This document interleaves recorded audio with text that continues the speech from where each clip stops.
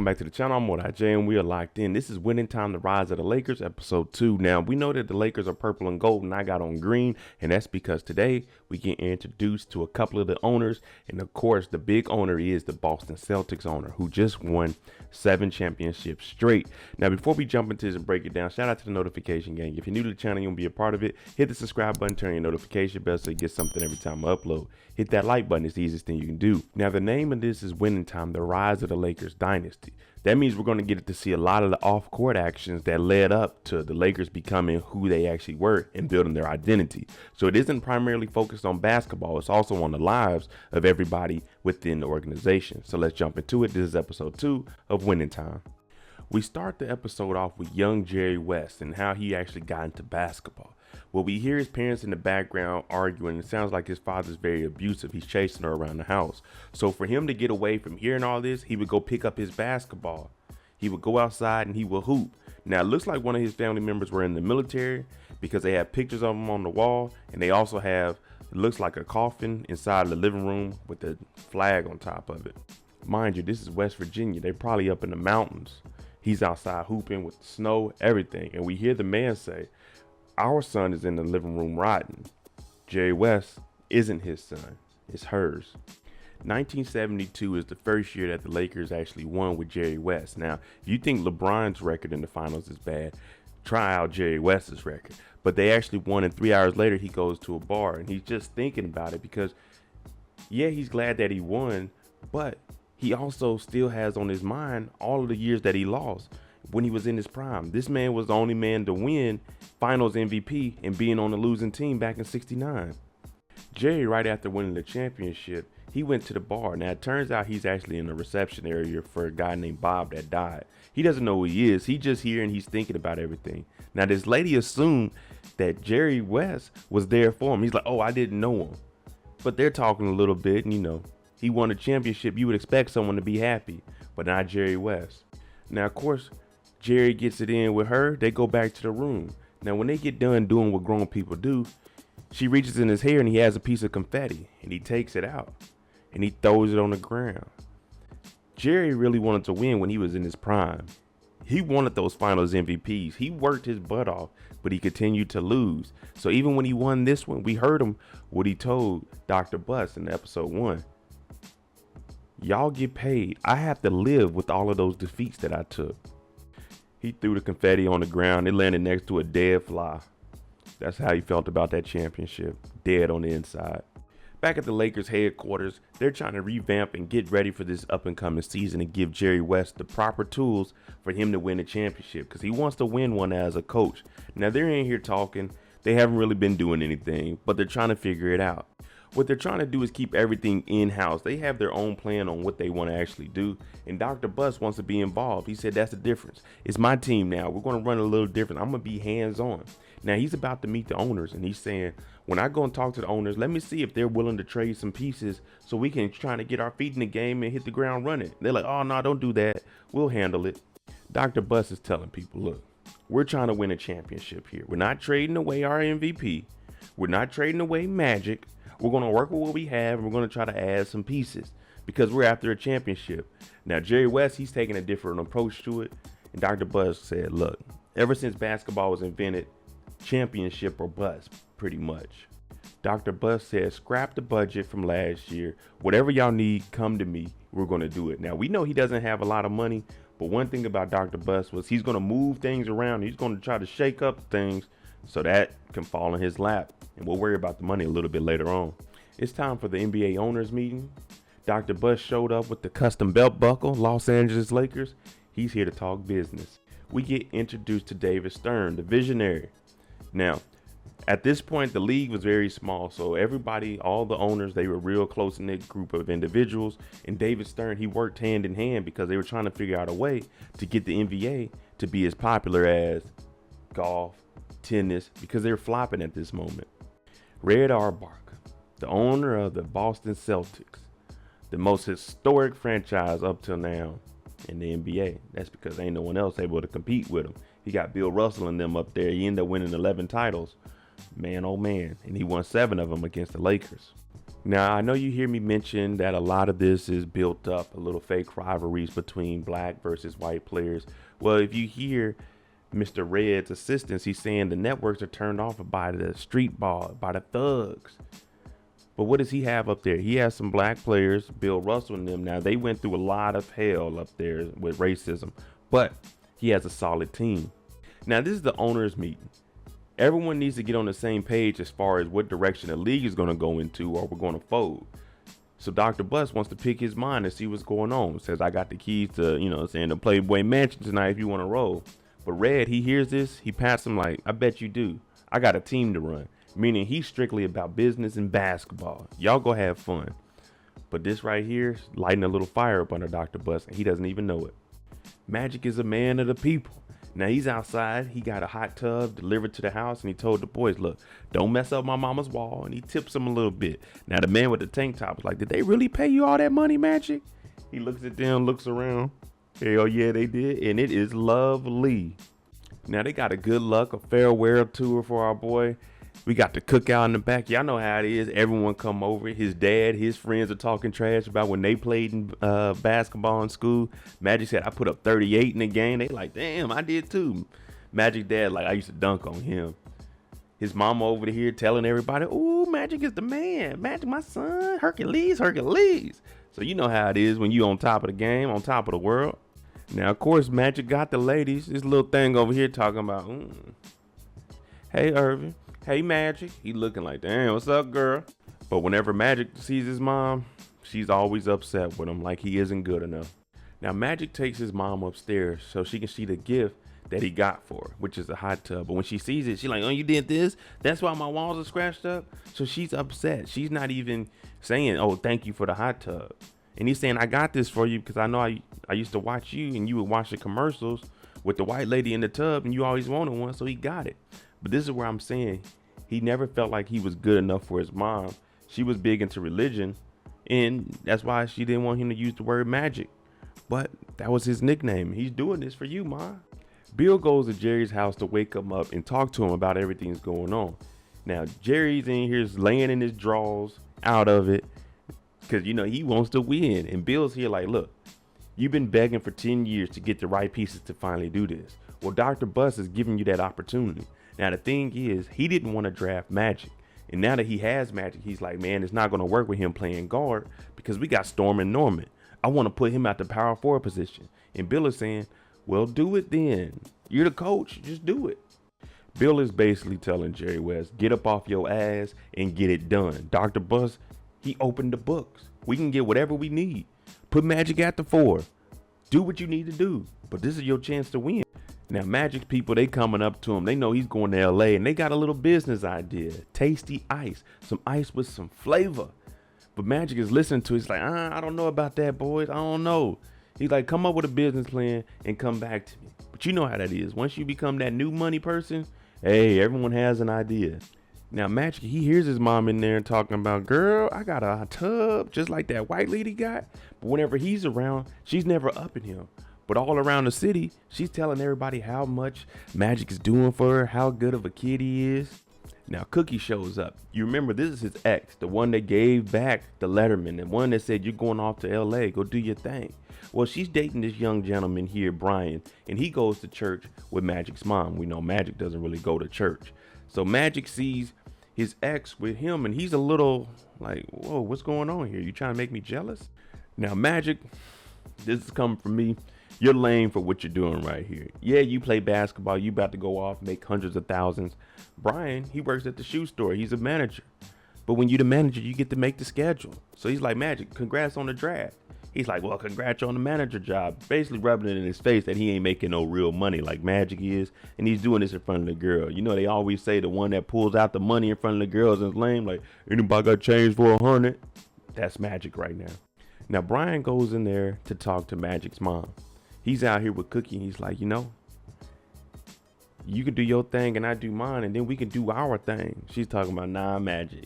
Just know I'm here for you if you need a friend to talk to. So she's really separating herself because Magic, she feels like he has a big head at this point. Jeannie Buss is pretty much just an assistant right here, especially to Miss Rothman.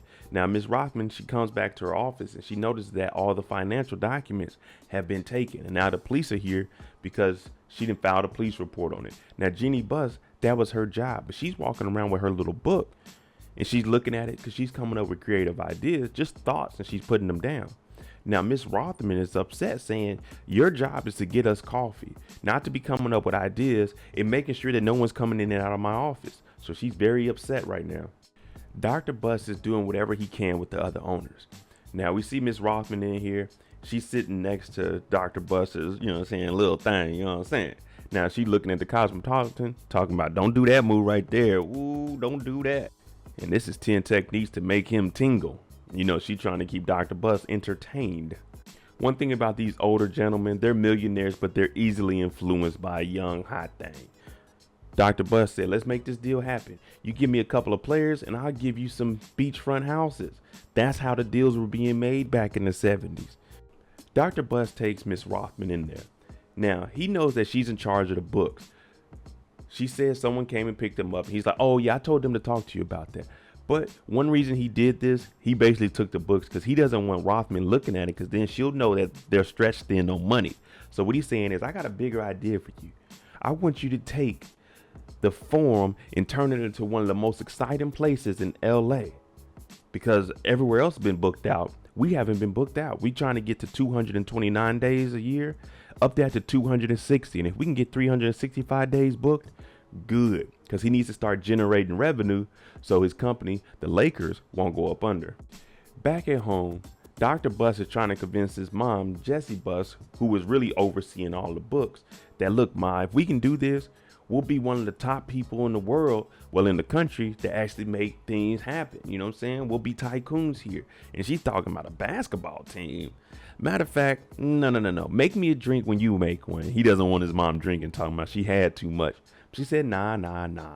Now, she's also telling him when he leaves to go handle business, leave the books here, because you want to keep all of your skeletons within inside the family. You don't want anyone getting a hold of these financial documents to see that, hey, you really ain't got what you think you got. Bill convinced Jerry to get up. So what is Jerry doing? He's getting up. He's getting proactive. He goes and talks to Storm and Norman, talking about, look, there's no one I'd rather have running my point than you. That's why I went and got you. Now, Norman is hearing this like, what would Dr. Buss think about it? They just drafted Magic. So what Jerry West is trying to do is get these players to buy in and think, all right, I got more control over the team now. So this is how we're going to do it. We're going to run the offense through you, Norman. Don't worry about it. We here. I got you. Miss Rothman just got promoted to the head of event planning, and she's listening to all the ideas. Now, there's one kid talking about his uncle has some crap. We can come to the Forum. Can we have this? One lady says on Sundays we can have such and such perform. And they were like, well, what if the LAKERS play? She's going to say, well, they need to find somewhere else. They said, the LAKERS? She said, yeah. Rothman said, get that out of here. That's not going to work. We need to do something that fits around the schedule of the LAKERS, but it's going to draw in some attention. Now, Jeannie Buss, I told you she's been walking around with her little creative book and saying, we need to make the Forum exciting, attractive. This is Hollywood. Now, they said that they need new acoustics because it doesn't sound too good in there. She said it doesn't have to sound good. If we can make this the cool place to be, everyone will want to be at the Forum. Now, everyone is hearing this and they like, nah, boo, we don't want that. Next stop is Kareem's house. We got to convince Kareem to be all in also. Also, he's the MVP. We can't afford to lose him, and we got to make sure he is comfortable. Now, when he gets over here, his pitch is, look, we're going to get you some help. You're in the paint. You're carrying the team. They're getting tossed around like a rag doll out there. No disrespect, you know what I'm saying? We're just saying you need some help. So I'm going to put Magic at the 4 so you can still do your thing. We got Norman running the offense. You can still bang out there. Now, Kareem, he's hearing it. He's like, it would be nice to have some help down there because he's doing it all by himself. So he's like, all right, Jerry, make it happen. Now get out of my house. Magic's been thinking about his mom and how she's reacting. So, of course, he has to go and talk to Cookie at the shoe store, where Brian's the manager at. And he's just asking questions like, why is she like that? She doesn't like me. I'm not good enough. But Cookie is saying, yeah, you think that. But around town, she's telling everybody how magical you are. You're Magic Johnson. Earvin Magic Johnson. She don't like that word magic. But she's saying, why are you up here talking to me? Talking about church and asking about your mom when you know Brian isn't here at work. She talking about, Magic, I know this game. You trying to get me in the storage room and get the doing the do. He goes back there and she's like, Magic, just cut it out. Just cut it out. He's talking about, you don't have to be alone. You do you and I do me. We could do us. I love you, girl. So Magic has a way with the ladies. We know that gets him caught up a little bit later on in life, but right now he's working on Cookie. He looks up on the wall. We got the picture of Dr. J and the employee of the month, Bryant.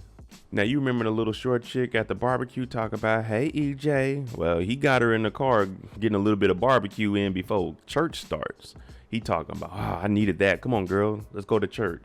Magic shows up. He's saying hi to everybody. Hey, how's it going over there? What's going on over there? The pastor talking about, the stained glass windows could use a little help. I would have said they look like they do. You better go on that collection plate. But you knew money. You got to be the one funding everything, not me. Magic's dad's looking at the girl that just got out of the car with him like, oh, this man Magic. Magic comes over here, kisses his mom on the cheek, comes over here, kisses Cookie. I'm talking about very disrespectful to Brian. But this is Magic Johnson, y'all. He don't care. I'm the king of Lansing. Now, Dr. Bus said he wanted to pick Red's mind. So they go out and they eat. They're about to get some steak, get some drink. And of course, he introduces them to some ladies. You know what I'm saying? They're going to join us for dessert. Dr. Bus know what he doing out here. He be at the Playboy Mansion. Got him a little brown skin thing, blonde. We got brunette. We got brown. Hey, Dr. Bus was a wild man too. But this is the 70s, y'all. It was different. Now they sit down and Dr. Bus is trying to pick his mind. Remember, Red Artbox is all about business. So he's here, he's smoking a cigar, and he's listening to what Dr. Bus has to say. And he's like, have a little competition within the league. He said, you're not competition. I'm not scared of competition. I just know when I go out there, I don't have to win a championship. I need to win a championship. Now, he's rubbing Dr. Bus a little bit the wrong way. He's telling him, look, enjoy it. Run it up. You know what I'm saying? Have a good career. But leave the dynasties to me. I'm about playing basketball. I'm about doing whatever it takes. You don't have that in you. You aren't me. I run this league. You might win a championship, but then the next year, no one's going to remember it. We're going to beat you. We're going to take it back, and we're going to continue to do that. So what you should do, instead of trying to bring me in here, give me some drink, make me think with my other head instead of this head, because you're a rookie in the game. I do this. So right now, he's just degrading everything Dr. West has planned. He's like, look, you're not ready for it. You're not a winner. That's not what you do. Leave all of that to me. Dr. Bus said, you know what? I'm going to have fun kicking your ass because I got it in me. Now, Dr. Bus gets up and leaves, and Red's like, well, let me go ahead and give me a steak because they said that this is the best place in here. So you see how he's playing? He's willing to do whatever it takes. So Dr. Bus is hearing this, and he's now knowing, oh, that's how we playing? Okay. The last thing he tells Dr. Bus, Jerry West, all that money he think was stolen from him, it wasn't a damn leprechaun. It wasn't the luck of the Irish. It was me, Red. And we heard Jerry West say, it doesn't matter what happens. Y'all still collect checks, but we go out there and we lose. We got to live with that. And that's what Red is saying. Regardless of what happens, I'm getting money over here. Now, Earvin's parents, they're starting to talk. This is because outside, Earvin asked his dad, do you feel like I'm a good man? He's saying, yeah, you are. And he was asking, why does a mom think that? And he was just saying, that's how your mom is. She loves you. And the same with Cookie. We all know that your mom talks highly of you around other people. She's just hard on you. Now, she used to play point guard back in the day, and he said that's just her and how she is. But he gets up here and he's talking to her, talking about your son, Earvin, is doing everything he can for you. You need to loosen up a little bit. So he's getting her to open up because, she's big in religion, but he's getting her to laugh. They in here dancing and stuff. So this is a start for her to start opening up and being that loving and caring mother in front of him, not just to other people. Magic with the little short girl again, and they in the whip. And she's talking about, why you don't ever take me nowhere nice? He's like, what are you talking about? We in the whip. We good. This is nice. She's like, no. Like, my uncle owns a dealership. Of course, they always want you to spend some bread. And he's like, oh, this is cool. She said she got accepted to UCLA so they can hang out when they get in LA. And he's thinking, hang out? Oh, yeah, I'll call you when I have some free time. Because he doesn't want anything to do with this girl. She just here because Cookie ain't here and Magic got to get rid of that semen demon. So he's thinking like, hang out in LA, hell to the no. What's the first thing Magic did? He trying to get back at Cookie. Let me go to that dealership. Let me pull that Benz off the lot. I'm talking drop top. He pulls up to the basketball courts. All the kids are like, oh shit, Magic. Ooh, that's my car. That's my car. Y'all know how it is when we were kids. We ain't have much going on yet. They say, that's my car when it drove by. Yeah, Magic pulled up. Even the dudes on the court like, ooh, there go Magic. There go Magic. But look at Brian. He's like, oh, here we go. Mr. Flashy. Now, Magic knows exactly what he's doing. He goes over there. Hey, y'all gonna let me hoop? Now, he got on pants and a polo. He just left the dealership. And this is what he's hooping in. Now, he takes off his necklace and he gives it to Cookie like, hold this. Now, he's out here trash talking Brian, talking about, you know, Cookie, my girl, right? She only with you because I'm going off and she didn't want to be lonely. And Brian, he ain't ready for this competition. Brian, like maybe 6 foot. Magic out here 6'7", and he going in. Brian, his only comebacks is, Magic, you're a dog. We heard about you in the city, how you get down with multiple girls. He's like, oh yeah, you want her? You want her? I fucked her soul too. So Magic is really getting in his head because Brian knows that he's a dog, but he also knows that he was involved with Cookie. So this is just hurting him. Me personally, I wouldn't have, I'm like, Magic going to the league. I don't care if he's better than me in basketball. I don't hoop. I'm just out here recreational. Brian know good and goddamn well he wasn't prepared to go one-on-one with Earvin Magic Johnson. Magic talking about he want to play ball, give him the ball. He up here, you hear the crowd. They talking about, oh, in your face. Well, he gets stripped as soon as he gets the ball. Magic goes behind the back, jumps up, throws the ball at the back of Brian's head. He like, oh shit. Then he hits the jumper. I'm like, hey, Brian, just call it quits, bro. This is just embarrassment. You got to fight Magic now.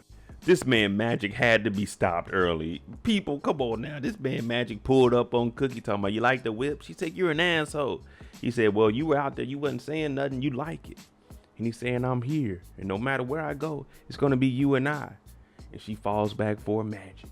I'm like, damn, this man Magic is a smooth brother. A little aggressive, but smooth. Now back with Jerry, he's trying to figure out what he's going to do with this team. So you remember, he threw his MVP trophy on the ground. He glue it back. He's putting it there and he's thinking, this is my year. Let me get focused. Let me take all that anger out and put it on the court and let's try to get something together. Let's win us a championship. Now, when Jerry goes back home, he's talking to his old lady and he's saying, look, basketball's been weighing a huge toll on me. You remember, she just dropped the food off. He was back in the little pool house. And she's like, I'll believe it when I see it. And he's like, look, trust me. This year's going to be different. We're trying to win us a championship. Just stick in there with me. I promise everything is going to change. And like she said, we'll see. You know what I'm saying? And until something changes, we'll see. Now we go into details of how Magic got his name. Of course, it was Earvin Magic Johnson, but you had Dr. J, you had Big E. Everyone in the league, they had a nickname. So one of the people that was a writer, he said, hey, about your nickname, do you mind if I call you Magic? Because he was out there doing things ain't no one ever seen.